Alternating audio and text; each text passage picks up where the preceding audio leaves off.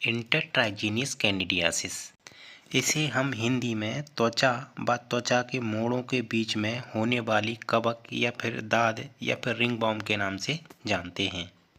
यह बीमारी शरीर के ऐसे हिस्सों में सबसे अधिक ज़्यादा होती है वहाँ के दो हिस्से की स्किन आपस में रगड़ खाती है।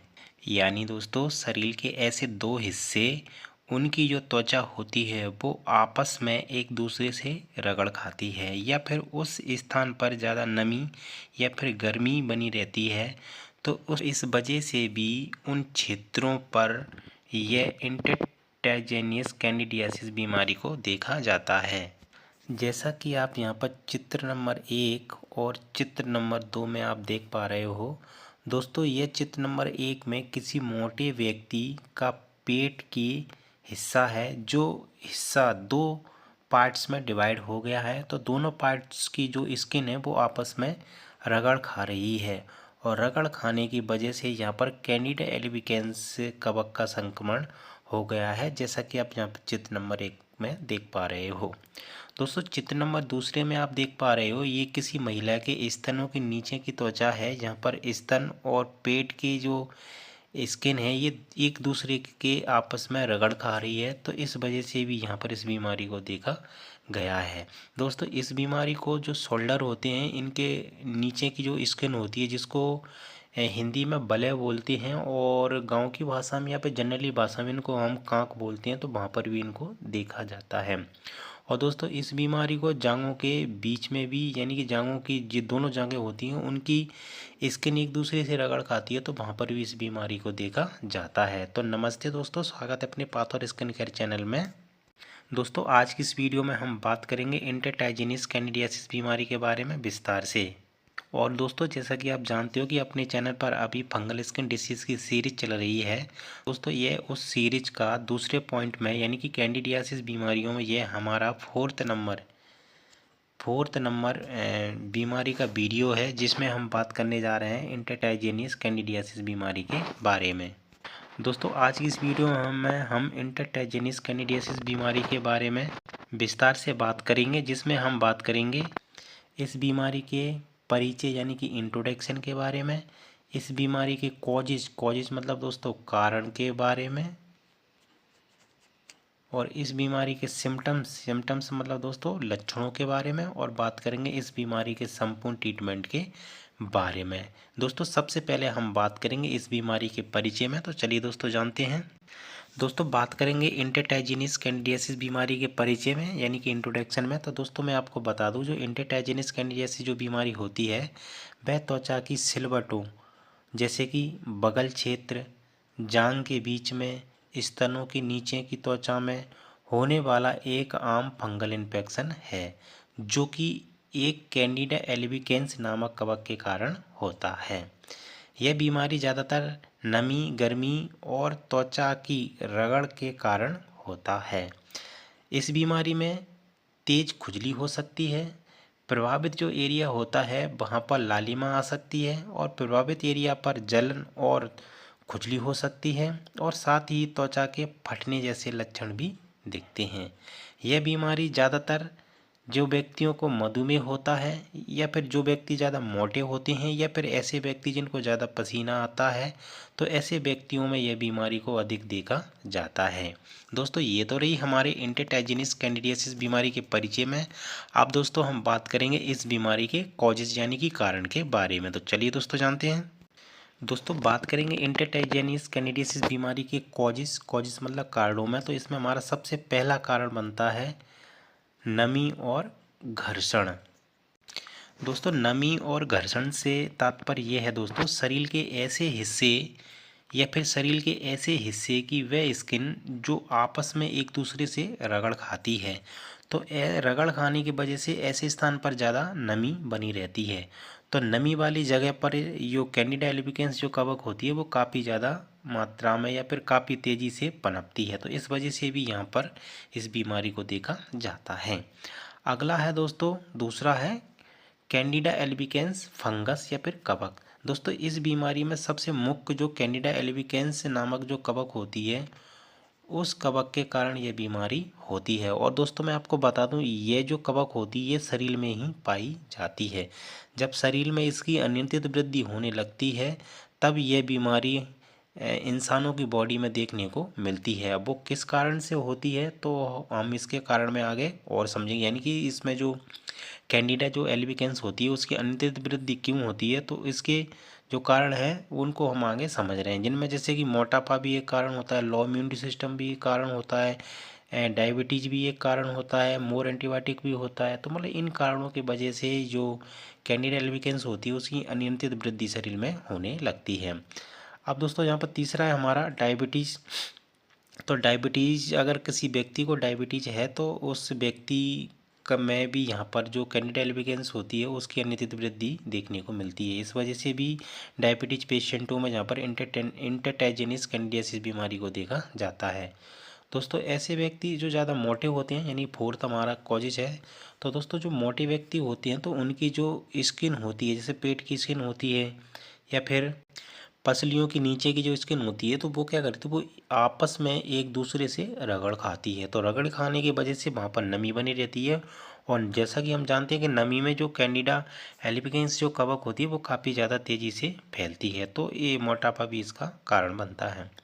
अगला है दोस्तों लो इम्यूनिटी सिस्टम। लो इम्यूनिटी सिस्टम से मतलब ये है दोस्तों, अगर ऐसे व्यक्ति जिनका रोग प्रतिरोधक क्षमता बहुत ही कम है, यानी कि दोस्तों ऐसे व्यक्ति जिनको HIV एड्स है या फिर डायबिटीज़ है या फिर वे व्यक्ति काफ़ी लंबे समय से बीमार रहता है, तो ऐसे व्यक्तियों का जो इम्यूनिटी सिस्टम होता है वो बहुत ही कमज़ोर रहता है। तो जिस व्यक्ति का इम्यूनिटी सिस्टम कमज़ोर रहता है तो उस व्यक्ति में भी यहाँ पर इंटरटाइजेनिस कैंडिडियासिस बीमारी को देखा जाता है। उसके बाद में दोस्तों मोर एंटीबायोटिक, यानी कि दोस्तों एंटीबायोटिक का काम क्या होता है, ये क्या करता है कि जो बैक्टीरिया होते हैं उनको मारता है। जब दोस्तों एंटीबायोटिक की ज़्यादा मात्रा शरीर में दी जाती है तो जो शरीर के जो लाभदायक जीवाणु होते हैं वो इनकी वजह से मरने लगते हैं। तो इस वजह से भी यहाँ पर इंटरटेजियनिस कैंडिडियासिस बीमारी को देखा जाता है। अगला है दोस्तों नम और गर्म वातावरण। अब दोस्तों नम और गर्म वातावरण से तात्पर्य यह है दोस्तों कि ऐसे स्थान पर क्या होता है, हुमस भरी ज़्यादा गर्मी होती है और या फिर ऐसे जगह पर पसीना ज़्यादा आता है, तो इस वजह से भी यहाँ पर इस बीमारी को देखा जाता है। अब दोस्तों ये तो रही हमारी इंटरटेजिनिस कैंडिडियासिस बीमारी के कॉजेज के बारे में। अब दोस्तों हम बात करेंगे इस बीमारी के सिम्टम्स यानी कि लक्षणों के बारे में। तो चलिए दोस्तों बात करेंगे इंटरटेजिनिस कैंडिडियासिस बीमारी के सिम्टम्स यानी कि लक्षणों के बारे में। तो दोस्तों इसमें हमारा सबसे पहला लक्षण है लाल चकत्ते और सूजन। याद रखना दोस्तों, जो प्रभावित एरिया होता है उस एरिया की जो त्वचा होती है उस पर लाल चकत्ते हो जाते हैं और उन चकत्तों के आसपास सूजन आ जाती है। दूसरा सिम्टम्स है दोस्तों तेज खुजली और जलन, यानी कि दोस्तों जो प्रभावित एरिया होते हैं वहाँ पर तेज खुजली होती है और साथ में जलन भी होती है। उसके बाद में तीसरा है दुर्गंध, यानी कि दोस्तों जब गंभीर ये यानी कि दोस्तों गंभीर मामलों में या फिर यह समस्या काफ़ी ज़्यादा उग्र हो जाती है तो ऐसे मामलों में जो प्रभावित एरिया होता है वहाँ से दुर्गंध आती है। अगला है दोस्तों दरारें पड़ना। अब दोस्तों दरारें पड़ने से क्या है तात्पर्य, तो दोस्तों जो प्रभावित जो एरिया होता है, तो जो प्रभावित एरिया होता है वहाँ पर रेसिस हो जाते हैं और रेसिस के चारों तरफ दरारें पड़ जाती हैं।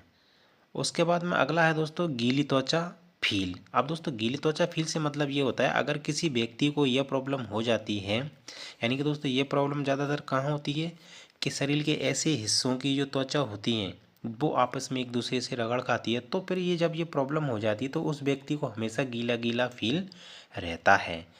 अब दोस्तों ये तो रही हमारी इंटरटेजिनिस कैंडिडियासिस बीमारी के सिम्टम्स के बारे में। अब दोस्तों हम बात करेंगे इस बीमारी के ट्रीटमेंट के बारे में। चलिए दोस्तों बात करेंगे अब इस बीमारी के संपूर्ण ट्रीटमेंट के बारे में। दोस्तों बात करेंगे इंटरटेजिनिस कैंडिडियासिस बीमारी के ट्रीटमेंट में। तो याद रखना दोस्तों, इसमें हमारा सबसे पहला पॉइंट है, ये पॉइंट आपको हमेशा याद रखना और इस पॉइंट को आपको हमेशा अपने दिमाग में बैठा कर ही पेशेंट का ट्रीटमेंट करना है। अब ट्रीटमेंट में क्या है दोस्तों, आपको क्या करना है कि इसमें सबसे पहले आप ट्रीटमेंट ऑफ रीजन याद रखना दोस्तों। अगर सामने वाले पेशेंट में ये समस्या सिद्ध हो जाती है तो आपको क्या करना है, उसमें कुछ टेस्ट आपको कराना है। पहले तो आपको ये देखना है कि वो मोटा तो नहीं है, दूसरा आपको HIV का टेस्ट कराना है, तीसरा आपको ये उससे पूछ लेना है कि आपने एक लंबे समय तक ज़्यादा एंटीबायोटिक तो नहीं ली हैं, और आपको ये उससे पूछ लेना है कि आपको डायबिटीज़ तो नहीं है। अगर नहीं है तो आपको डायबिटीज़ उसका टेस्ट करना है। ये पूरा इन्वेस्टिगेशन करने के बाद में ही आपको उस पेशेंट को ट्रीटमेंट देना है।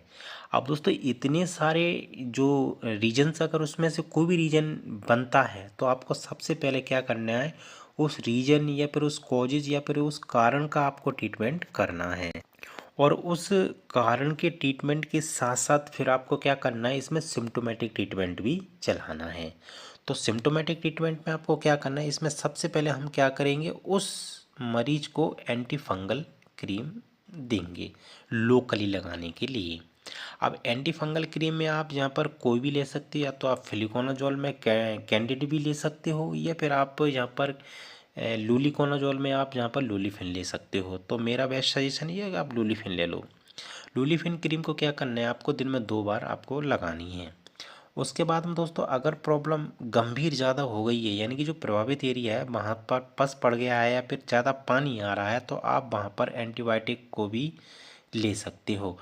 अब हमको लोकली लगाने के लिए हम जहाँ पर एक टी बैग जिसमें मुपीरोसिन 2% आता है, तो उसको आपको क्या करना है, उसको जो आपकी जो एंटी फंगल जो क्रीम है, जो लूलिफिन है, उसके साथ में मिक्स करके दिन में 2 बार आपको लगाना है।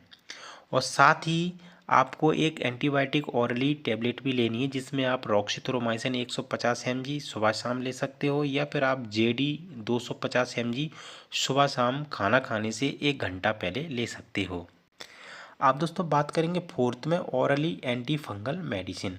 अब दोस्तों वैसे तो ये प्रॉब्लम ज़्यादातर लोकली एंटी फंगल क्रीम लगाने से ठीक हो जाती है, लेकिन फिर भी जैसे पेशेंट को थोड़ा जल्दी रिलीफ रहे या फिर उससे ज़्यादा इफेक्ट नहीं आ रहा है, तो आप जहाँ पर उसको ऑरली एंटी फंगल मेडिसिन भी दे सकते हो। अगर आप यहाँ पर टैबलेट फ्लूकोनाजोल में फ्लू का अगर किसी को दे रहे हो, पेशेंट को दे रहे हो, तो आप 200 mg तुरंत दें। उसके बाद में आप एक दिन छोड़ के 50-50 mg, या फिर ज़्यादा प्रॉब्लम है तो आप उसको 100 mg रोजीना देना है आपको, और लगभग 20 से 21 दिन आपको देना है। उसके बाद में अगर आपके पास फ्लूकोनाजोल का ऑप्शन नहीं बनता है, तो आप यहाँ पर कैप्सूल IT मैग यानी इट्राकोनाजोल का 100 mg का दे रहे हैं, तो हम यहाँ पर सुबह शाम देंगे। और अगर 200 mg दे रहे हो तो दिन में एक ही बार उसको देंगे पेशेंट को। और साथ ही हम जहाँ पर उसके इम्यूनिटी बूस्टर के लिए हम जहाँ पर कोई भी मल्टीविटामिन और मल्टी मिनरल्स टैबलेट या फिर सिरप आप चला सकते हो। टैबलेट अगर चला रहे तो आप A to Z ले लो, या फिर आप सुप्राडीन ले लो टैबलेट में। और अगर आप जहाँ पर कोई भी मल्टीविटामिन जैसे कि आप सिरप चला रहे तो A to Z सिरप भी आती है, जिंकोवेट भी सिरप आती है, तो इनमें से कोई भी आप उसको इम्यूनिटी बूस्टर के लिए चला देना है। इतना पूरा ट्रीटमेंट आपको उस पेशेंट में लगभग आपको 25 से लेके 1 महीने तक चलाना है। अब दोस्तों उम्मीद करता हूँ आज का वीडियो आपको पसंद आया हो। दोस्तों अगर वीडियो पसंद आया हो तो लाइक करें और शेयर करें अपने दोस्तों रिश्तेदारों में, ताकि उनको ऐसी नॉलेज मिल सके। और दोस्तों अगर आप मेरे चैनल पर पहली बार आए हो या फिर आपने मेरे चैनल को अभी तक सब्सक्राइब नहीं किया है, तो प्लीज़ चैनल को सब्सक्राइब कर लें। साथ ही बेल आइकन को दबा देना, ताकि अपने चैनल पर जो भी नया वीडियो आए उसका नोटिफिकेशन आप तक सबसे पहले पहुँच सके। दोस्तों वीडियो को अंत तक देखने के लिए आपका बहुत बहुत धन्यवाद।